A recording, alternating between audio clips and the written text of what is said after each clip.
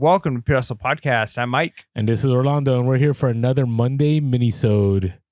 Yeah, our Monday minis are an opportunity for us to kind of talk about something that's pressing. It's important, but in a shorter amount of time, about 10 minutes or so. And if you like this kind of content, if you like our style, check out our long form podcast. So you're watching on YouTube right now. You can find us on YouTube. We've got hour-plus episodes that drop every Wednesday. But we're also on anywhere that you get your podcast needs met. So if you want something to listen to while you're driving in the car, while you're listing items, you want to just run a podcast, we've got 360 some odd episodes of hour-plus episodes of podcast information. It's a ton of stuff. We've got it. We've got the stuff there. But today, we're going to talk about something that not everybody wants to do, and that is stepping out of your comfort zone, right? Like a lot of times we get into a certain groove, we get into a certain way of doing things, and we don't want to step outside of the comfort zone in order to make profit. But a lot of times that is where the profit is. The profit is where you're not necessarily willing to go, and where most people aren't willing to go. So today we're going to talk about a few things you can do in order to go to those places people aren't willing to go in order to make the most amount of money possible. Yeah. So I'm going to use words like get uncomfy, which is uncomfortable. See, don't do that. That's cringe. I know, but sometimes. Are you gonna talk in a baby voice too, like while we do the episode? No. All right.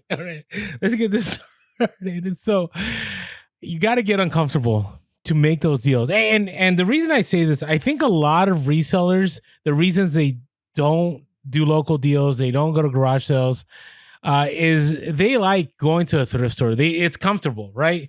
You go to a thrift store, prices are set already, right? You go to the bins, prices are set, right? You just go by the pound or whatever it is. Like, you don't have to negotiate anything. It's there for you. But the reality is there's a lot better deals out there that you can negotiate by, doing deals off of Facebook Marketplace, OfferUp, Craigslist, Nextdoor, whatever it is, or even at garage sales.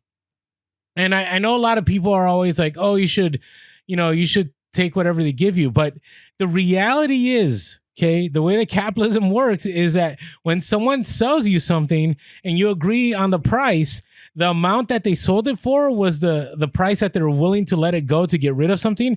And the price you paid for it is the amount you were willing to pay to get that item.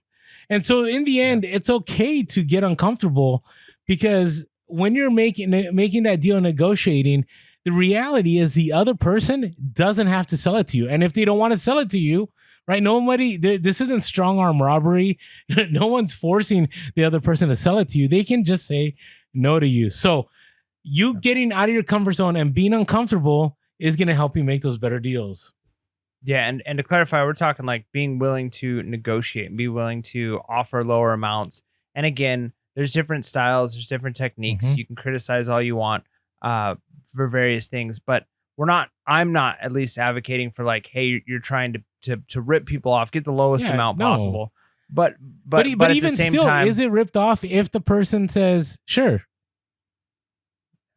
I mean, there's a point where it's like, okay, there's an obnoxiousness if you're there's been some people who I've said sure to just because I want them to go away, not necessarily with negotiating for like a sale, but you know what I mean. So there is a point where we're not pushing for that. What we're advocating I get what you're saying. What we're advocating for is, though, being willing to ask and somebody to tell you no. And I think that's the biggest thing. Yes, that's exactly you don't. We're not saying that you have to go out and be willing to get somebody down to the lowest possible amount. But if you can get somebody to knock off some prices or maybe to work with you on a deal, and one of the best ways you can do this is just practice being uncomfortable. Find an item you're not even interested in selling. Like find something, I don't know, pianos, whatever, something on Facebook Marketplace that you have no interest in selling, and just practice offering quite a bit lower than somebody's asking for, and be, if they say no, it's not going to hurt you because you weren't planning on buying it anyways. And if they say yes, it's like, oh, holy cow, like, I offered $100 for this piano. They want $500 for. Maybe I can get a good deal on this and I should buy it. But it lets, the more you do that, the more you realize it's not a big deal if someone says no. It's not the end of the world. So that way, when you do find something that you're like, oh, I really do want these comic books, you can offer less. And if someone says no, you're not devastated. And then you're willing to work with them some. And then another thing that we say quite a bit that you should be willing to do is potentially offer returns on your eBay items. Now, this is not really negotiable anymore. Like you have to offer returns. Orlando pushes for free Yes. returns. I Free, do. free, free. I do customer paid returns, unless it's item specific, because you just need to do 30-day returns in order to get the seller protections. I still think you get a lot of benefits.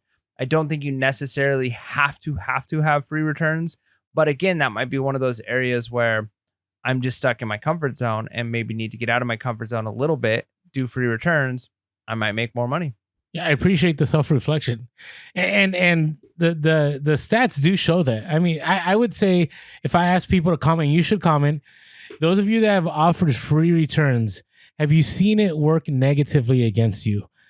I've rarely. The only time I hear it is when, I've had it too, where like I sold a heater one time and I did free return. The heater cost so much money to ship out that doing a free returns was just going to actually bring me into the negative and it wasn't worth it.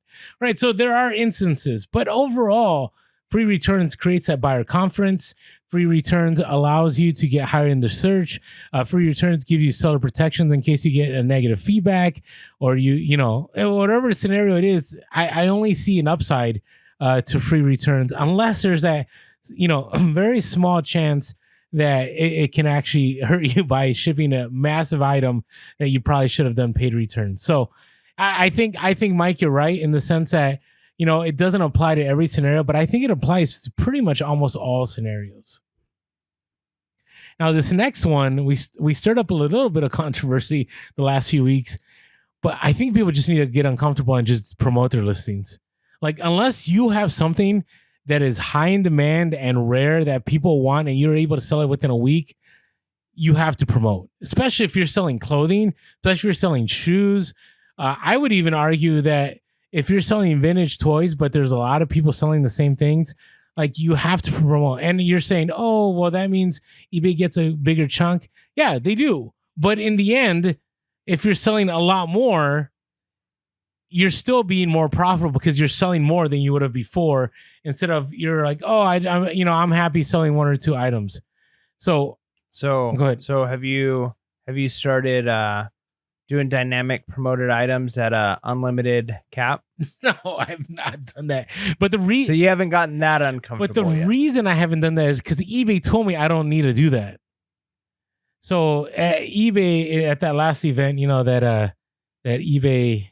I don't know if you can see the eBay ads cup here. The eBay ads event that Mike loves so much. Every time I bring up the cup, they had told me trader. They had told me most of my items cap at 11. Most of my items use 11%, and I'm at 8%. But the fact that I'm a top rated seller, I offer free returns, I sell international, all these different things, ends up putting me higher in the search. And so having that dynamic ad rate that's unlimited wouldn't benefit me because it would end up at this 8 to 11% anyways. That's the only reason. But I'm a dynamic ad rate. I know it's uncomfortable, but if you can do it and you can cap it at a certain rate, I do think it'll bring in more sales. And again, the point of this mini-sode is getting uncomfortable to make more profits. That's right. And one of the ways you can do that is taking offers. When you first start reselling, you sometimes you fight over just dollars, nickels, dimes. And then you've been doing it for a while, and so you're more willing to take deals and offers. But there's still something about, like, you got something listed for $100. In time you could probably make that 100, and somebody offers you 50, and you're like, that's way too low. Like, I'll counter at 75. Sometimes it's worth just taking the 50, right? Mm-hmm. And there's a few reasons for that.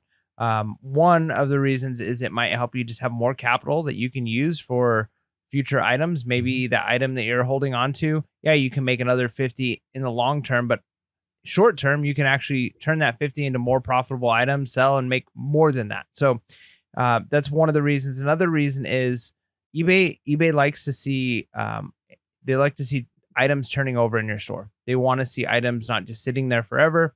The sell-through rate makes it a difference. There's an impact it has on your store.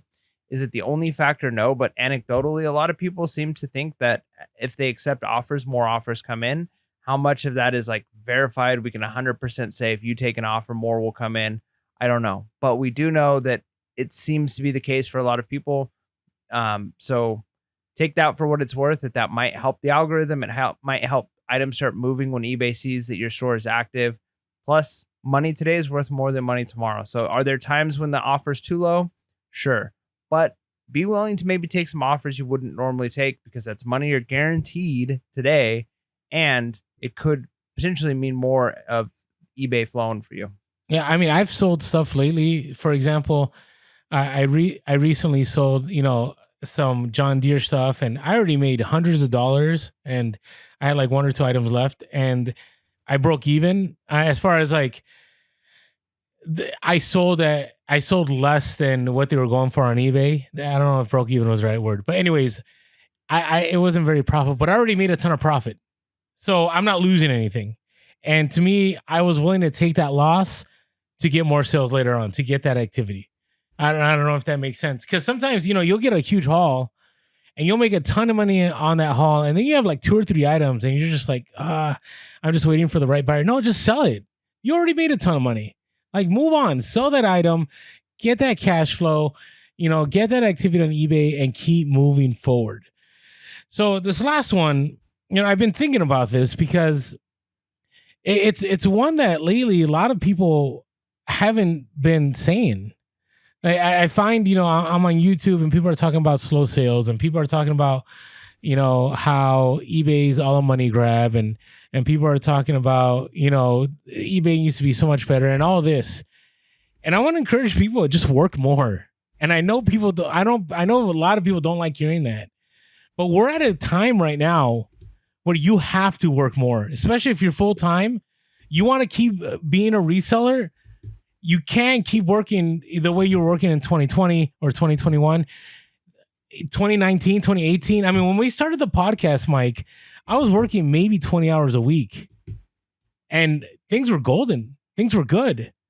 When COVID happened, I only had to work like 10, 15 hours a week with all the crazy retail arbitrage that was happening. Now I'm putting in 40, 60 hours. And come this Q4, I may put in more. I may make that 70 hours. I don't know what it's going to take, but I'm willing this Q4 to make things happen. I'm willing to lose some sleep. I'm willing to get tired more. I'm willing to be exhausted more, because in the end, I want to end up on the other side into 2024, being successful, being profitable, and making sure that, my family's well taken care of, making sure they have capital to keep moving forward, making sure that I don't pick up more debt than I've already picked up, as it's been a tough time. Are you comfortable with that one? I'm comfortable with it. Sometimes you just got to work hard. Yeah, you just got discipline. You got to do it. Discipline and just be motivated. And well, I guess they go hand in hand, right? That's right. So who's gonna carry the boats, man? Who's gonna carry the boats? All right. Hey, with that being said, hopefully you all are willing to get uncomfortable to make those calls to keep yourselves profitable. And with that being said, make sure to be real, be relevant, and be reselling late. Peace.